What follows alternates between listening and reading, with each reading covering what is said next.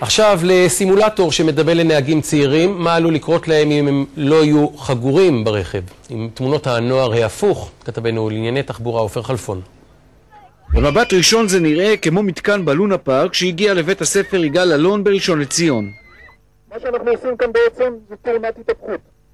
בתאונת ההתהפכות אנחנו נהפוך את האוטו ותראו איך שאתם נשארים תלויים על חגורות הבטיחות. כן, מדובר בסימולציה בלבד של התהפכות מכונית, אבל כזאת שממחישה לנהגים חד משמעית את החשיבות בחגירת חגורת הבטיחות גם מלפנים וגם מאחור. זה ממש מפחיד, ממש הייתי באוויר, רק החגורה החזיקה אותי, רק החגורה. מה זה גורם לך לחשוב בתור נהגת צעירה? שאין מצב שאני לא אחגור שיכנסו לי לאוטו, ישר אני אגיד, שימו חגורה.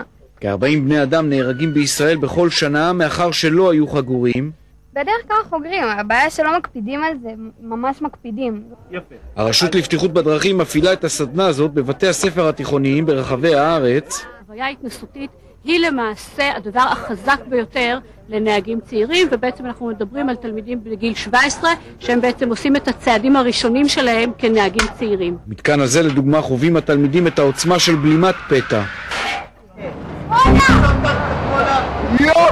תחנה נוספת מאפשרת לנהגים הצעירים לחוש בתנאי מעבדה את החוויה המפוקפקת והמסוכנת של נהיגה בשכרות. כששותים וזה, אתה יודע, עדיף להוציא את הכסף על מונית מאשר לעלות לאוטו.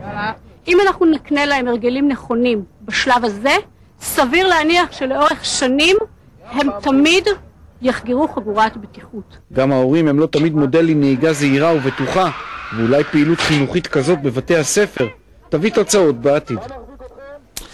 ספורט עכשיו, שלום.